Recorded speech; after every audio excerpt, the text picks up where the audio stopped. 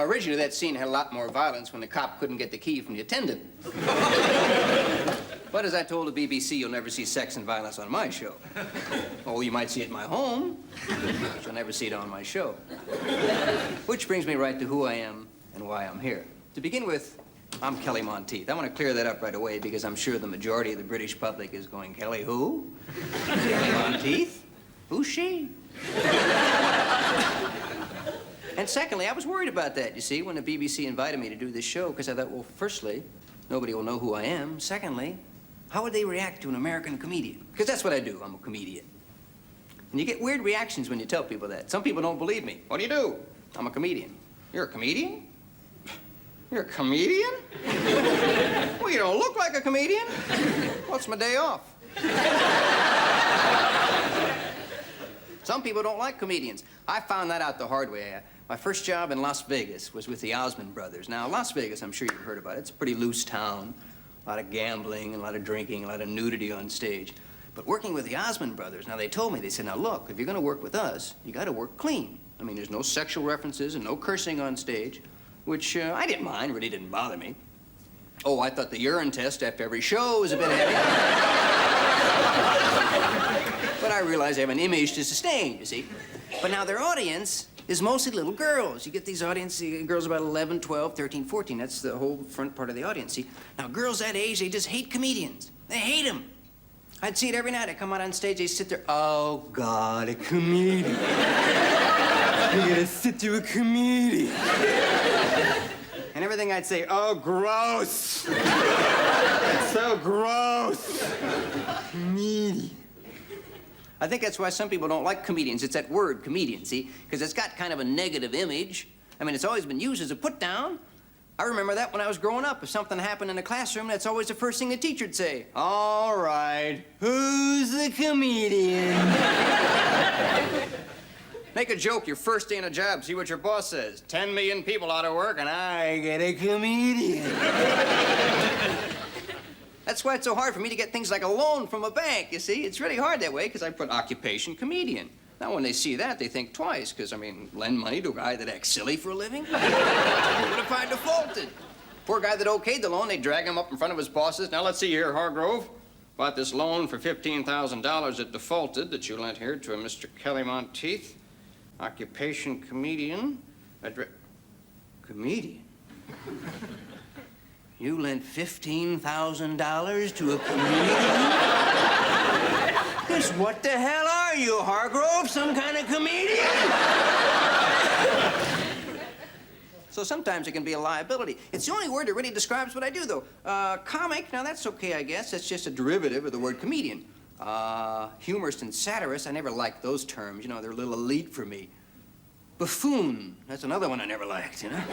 Sounds like I'm not all there, you know? How long you been a buffoon? Oh, all my life, I guess. Started out as a nitwit, worked my way up to a stooge. And now I'm a full-fledged buffoon. Entertainer, I never liked that word either. That covers anything from a call girl to a politician. It's not specific. So comedian just pretty much sums up who I am and what I do. But still, I was kind of worried. I mean, an American comedian with a British television show? How would people react? You what? Well, personally, talking for myself, so to speak, like, I don't rate the Yanks comics. I mean to say they don't know nothing about the British sense of humour. Jolly something else they don't know neither. That's the fare from London Airport. Now, that is something to laugh at. Now, this is a room that I work at being a comedian. This is where I write my jokes, and I rehearse routines, and think out loud, and talk out loud. My wife, Suzanne, was a little put off about that at first, and I can't really blame her, because I guess that, well, any guy that sits in a room all day telling jokes to a wall does appear to have his headlight dipped. But now she realizes it's part of my work, and she pretty much leaves me alone. Besides, now, she's a very contemporary woman, and she's got her own interests and her own lifestyle, you see. Of course, I guess like most husbands, I sometimes think that her lifestyle is dedicated to spending money faster than I can possibly make it. Yeah, I guess like most husbands, I have this reoccurring nightmare, usually around payday. Darling, I'd love to fly with you to the Caribbean, but we'll have to charter a Concorde. It's too exhausting otherwise. Well, I'm sure there must be a spare little Concorde hanging around somewhere. Oh, hello. Darling, I wonder if I could call you back. My little joke writer's arrived. See you later. Suzanne, may I have a word with you, please? Darling, I have had the most exhausting day. I'm sure. Oh, I have this wicked cramp in my wrist from signing checks. I do wish somebody could find an easier way of spending money. Well, that's kind of what I wanted to talk to you about, you know? Of course, Yeah. you've come about today's bills. The bills. Well, they're over there.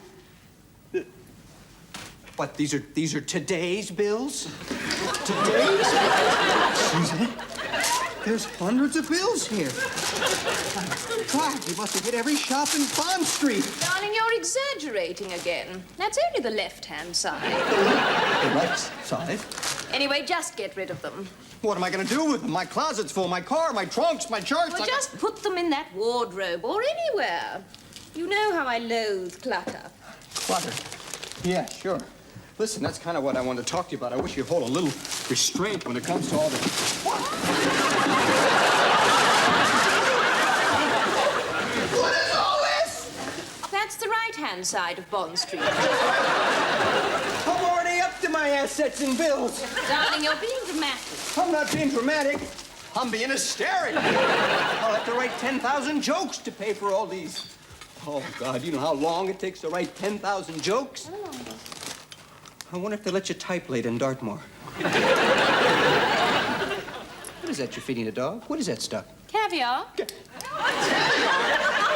Suzanne, that stuff's $200 an ounce, and you're feeding it to the dog. It's frightfully good for his coat. It brings it up in a high sheet. Oh, that's nice. It'll match my high blood pressure. So by now, if I didn't have skin, I'd be a fountain. Darling, you're beginning to upset me. Philip, will you run my bar? Roger, ice some more champagne. Yeah, Turn down the bed. And Kelly. Yeah? I have a little proposition for you. Proposition? You mean maybe, Why don't you go off to your little room? My little room? And start writing those 10,000 little jokes. 10,000? Just go in there and be funny. 10,000? Be funny.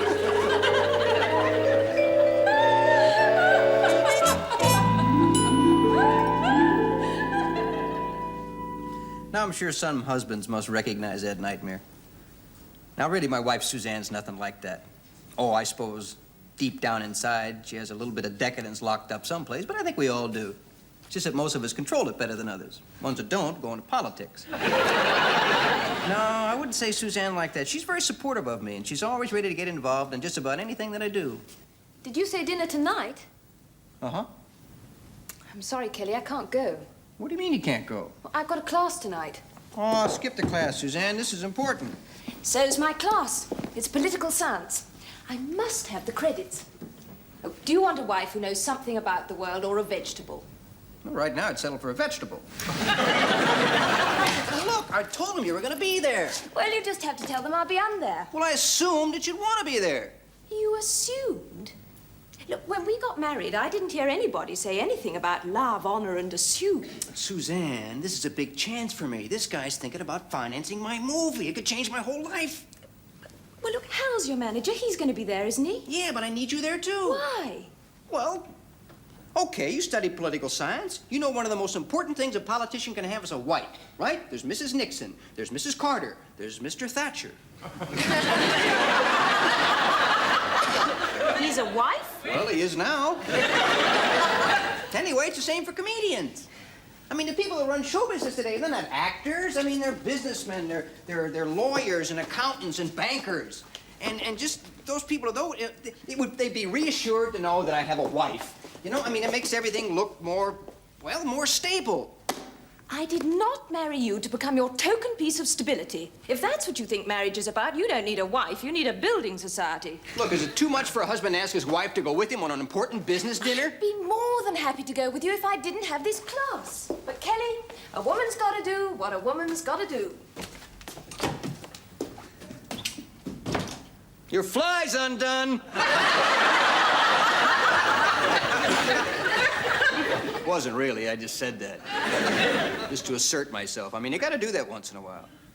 Had to do it yesterday. Boy, yesterday I had it up to here with all that stuff about independence.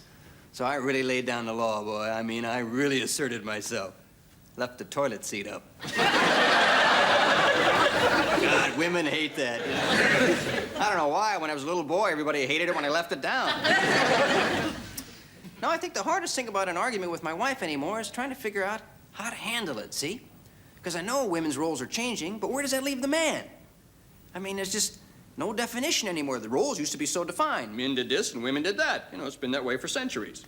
And probably with good reason. I'm sure it started with good reason. I'm sure in caveman days, woman was assigned that role because it was a little difficult for her to go out and hunt for food while she was bearing a child. So she was assigned the role of keeping the cave and cooking the food and watching the kids. And a man was assigned the role to go out and hunt for food. That's all he did was hunt for food. Constantly hunting for food. Poor guy had no time for anything else. Hey, Zonk, what are you doing after lunch? Looking for dinner. What the hell? I mean, there was no Kentucky Fried Brontosaurus. Run down and get a giant drumstick for the family. But that's all changed. Not men's roles. Men's roles, I think, have remained essentially the same, that of bringing home the bacon. But the woman's role has changed. And boy, nothing's prepared men for that. That's what makes it so difficult. There's no guidelines, you know? My father never had that problem. No, sir. In my father's day, his role was continuously being reinforced, you know? I watched those old movies from the 30s, and they were constantly reinforcing the man's role. That same argument that Suzanne and I just had would have been treated a lot different in those days, especially in the movies. Because in those old movies, man, those men knew how to react. A good man is hard to find. You always get the other kind. Just when you think that he is your pal, you look for him and find him fooling around some other. Kelly, please let me go with you. Let me alone, will you? I don't want to leave you alone, you great big wonderful lug. I want to share your ambitions, your dreams, your joys, your sorrows. Why'd you share my laundry? You put too much starch in my shirt. I'm sorry, Kelly. I'll fix it for you. Besides, I gotta meet the big boss for lunch. How come I don't never get to meet the big boss? Because he's like me. Thinks a dame's only good for one thing. And he don't like to see no laundry being done at the table. What's the matter? Can't get a man get a cup of coffee around here? I'm sorry, Kelly. Here. About time. What are you trying to do? Poison me? Sorry, Kelly. I guess I must have been thinking about your laundry when I fixed it. Say, is this grounds for divorce? Sure ain't grounds for coffee.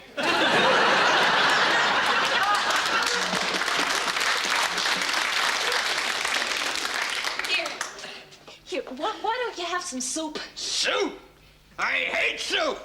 Oh, Kelly!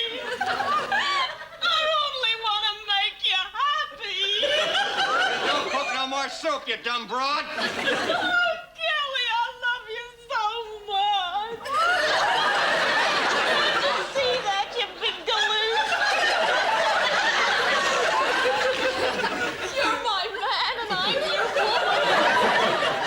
I just want to make you happy and I just want to have your babies. Don't talk dirty! Besides, when you got time? I'm late for lunch. Oh, Kelly, please let me go with you. Let me alone, will you? Please let me go with you. You ain't going, I tell I you. want to come with you. Let me alone,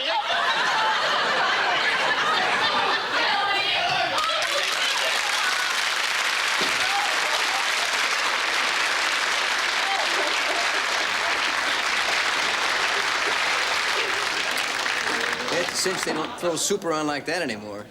Not at these prices, anyway. Yeah, in those days, a woman really looked up to her man. Now, mind you, she didn't have much choice, spending most of her time being dragged across the kitchen floor. No, it's not like that anymore. Oh, I don't know if it was ever really like that. And if it was, you can't blame women for wanting to change, because nobody wants to be treated like a piece of meat. Everybody likes to have some sort of sense of identity. I know that from traveling, see? Because I spent a lot of time traveling by myself, and I noticed that so many people I'd come into contact with, well, they wouldn't really see me as an individual. They just kind of associate me with their work, you see. Like to a chambermaid in a hotel, I wasn't Kelly Monteith. I'm a room number. 1214 needs soap and towels. To a cab driver, I'm the guy that doesn't know the fare from London Airport. Restaurants are good examples. You walk in a restaurant and sit down and nobody has a name anymore. Everybody's a food order. That's how waiters and waitresses identify people. They come up to the table. Veal Parmesan? Liver and onions? People to the table do the same thing. They go, no, I'm liver and onions. This is veal Parmesan. This is chopped steak and that's tomato surprise. So to a waiter and a waitress, I really am what I eat. You see, most of us are, because I'm sure there's probably some waitress watching me on TV now going, Harry, look who's on TV. Meat and 2 veg. It's funny how waitresses and waiters, they don't really talk to you. They don't really hear you either, you know. It's funny how they do. What they'll do is they'll wait till you get a mouthful of food before they'll come up to the table, and then they'll ask, everything okay here? They never wait around for an answer. You could be choking on a piece of meat. Everything all right? Glad you're enjoying it. The people that really ignore you a lot, though, in restaurants are head waiters. Boy, I can't stand those guys, those little dictatorial men. You know, the Hitlers at a podium there. I have a theory about that. I think Hitler is really alive and working as a head waiter someplace. That's how he escaped. He shaved off his mustache, put on a little black tie, stood at a podium and told the Russians, I will call you when your table is ready. The Russian said, it's good. More time, drink vodka. That's why they have bars in these places, see? That's so you can drink up and get some courage to go in there and face that head waiter. Hello? Le ripoff? You want a reservation? Have you been here before? No? Have you references? A letter from David Frost?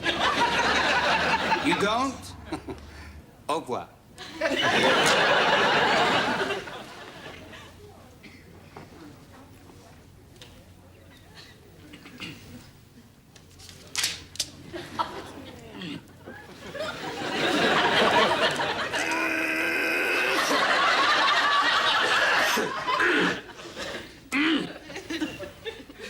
Excuse me, I have a reservation.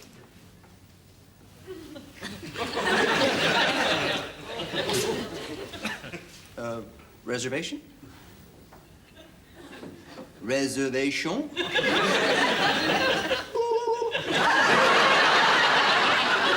Oui, monsieur. My name is Monteith. Moncrepe. No. Monteith. Mongoose, no mongoose. Monteith. My name is Monteith. Men's room, no reservation for men's men. What is it, Claude? Excuse me, monsieur. Mr. Dennis Ely wishes to write a check. Oh, my God. Damn. I never know if I should tip these guys or what, you know? And if so, how much? Now, if the guy had some kind of uniform on, I might have an idea, but what do you tip a guy wearing tails? Well, a $5's on top, so $5 it is. Oh, mon Dieu, les politiciens, c'est incroyable, incroyable.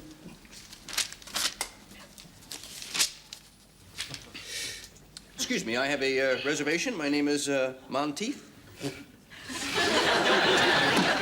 Monteith? We have no reservation for Monsieur Moncrap. My name isn't Look, maybe it's not my name. I'm supposed to meet this banker, Mr. Burton Montague here. But Montague, oh? Claude, table 22 for Monsieur Moonface. Thank you. Excuse me, monsieur. I will dispose of this worthless piece of paper. £5 note is a worthless piece of paper? And it's getting worth less and less all the time. Thank you. Now, this is typical. Everybody's late. One of the first rules of a business meeting, never be on time, always be late. I think people in business operate on the theory that the more important they think they are, the later they show up. In fact, I know some people think they're so important they never show up at all. They always have the same excuse. Well, sorry I'm late, I was in a meeting. Now, everybody knows that's not true, it's just part of the game. I call it businessman's foreplay. Because you know that sooner or later, somebody's going to get screwed.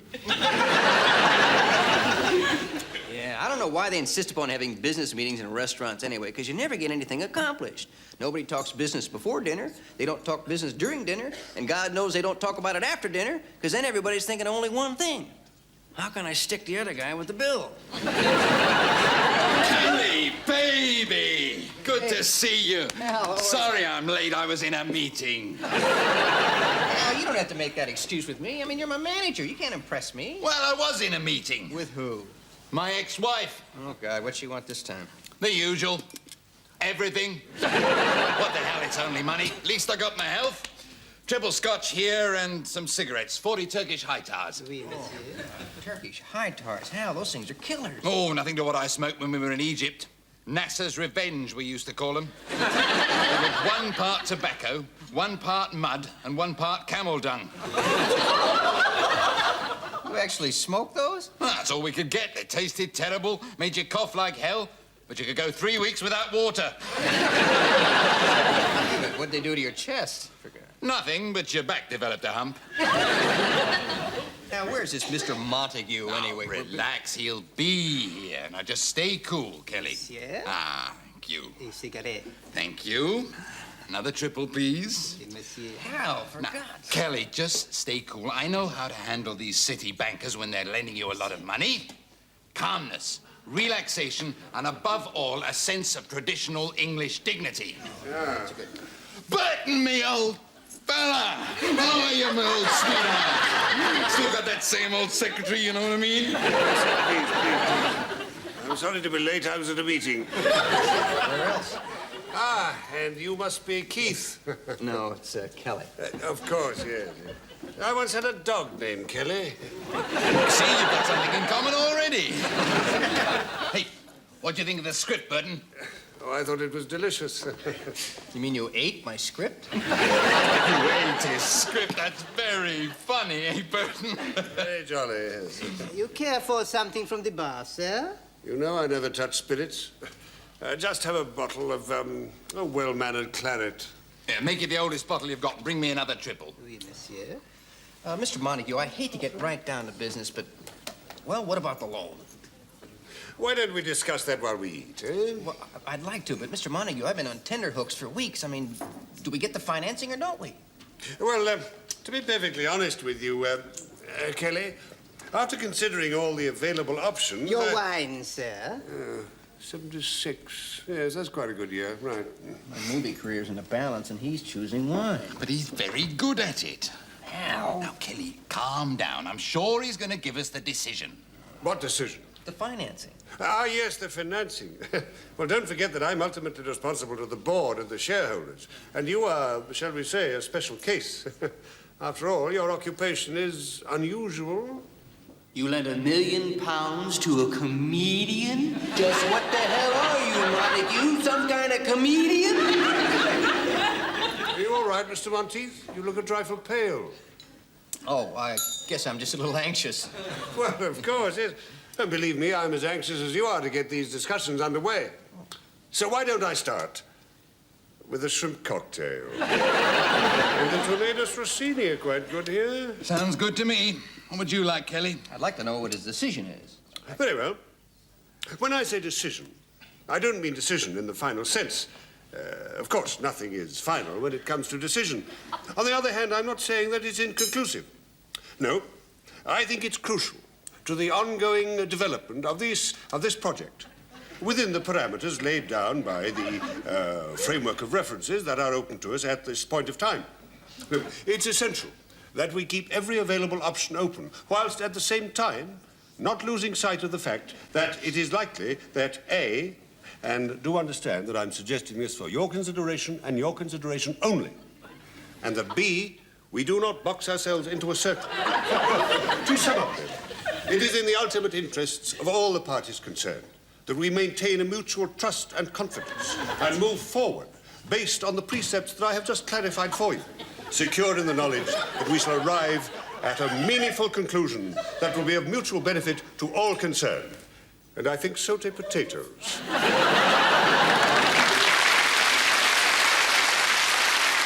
Can't say it plainer than that.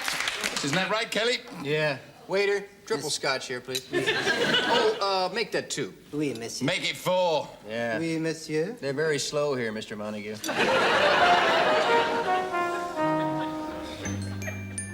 Is that you, darling? Hi. So how was your class? All right. How was the dinner? Expensive. You mean you got stuck with the bill? Mm-hmm. I suppose Hal got his usual pre-bill heart attack. Sure did. Same symptoms, too.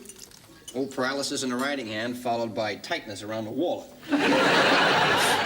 Could just help me out with a tip? God, I hate to tip. I always leave wondering if I should have left more, you know? I know it's silly, but I have this terrible fear that if I don't leave enough, that they're gonna follow me home and... Coming. Monsieur Menopause, this is an outrage. You have insulted me and my staff. What are you talking about? Is this the man, Claude? Oui, monsieur. Is this your signature? Yeah? Is this your tip? Yeah. Was the service not good? No, it was, Was the food bad? Not really. It was... Then why'd you humiliate me and my staff? What do you mean humiliate you? The tip, monsieur. The tip. You call this a tip? I spit on your tip. You also spit on my shoe. What's wrong with that tip? What's wrong? This man has trained in some of the finest and most overpriced restaurants in the world. By looking at you in a certain way, he can make you declare the worst piece of meat the best meal you ever had. Look at that face. The cold eyes. The curl of the lip. The sneer. That is talent, monsieur. Skill that has taken years to perfect. And what do? Huh? You slap him in the face with your chintz. Chintzy. What are you talking about? First you ignored me when I walk in. It's part of my business, monsieur. Then you give me a lousy table. In keeping with your stature, monsieur. Then you have the unmitigated gall to serve me supposedly your oldest bottle of wine. It was our oldest. 1976. Oh, 1976. That's old? BC, monsieur. Peace? You mean before... Correct. Before Callahan. Well, perhaps I was a little bit, Chintzy. Monsieur Monetel, you are an ingrate. Call yourself a customer. You suck lemons. Change that 2 into an 8. An 8? Come on. The years of training, monsieur. The sneer. All right, here, it's done. Merci, monsieur. Come, Claude, we go. On connaît même pas encore là, oui. Et puis, me garde l'enchant de l'île Fafin, que dit mon connaissant. Et quoi, santé, chez les copains, oui? I wish you an eternity of heartburn, monsieur. And may all your truffles be trifles. Au revoir, Monsieur Baptiste.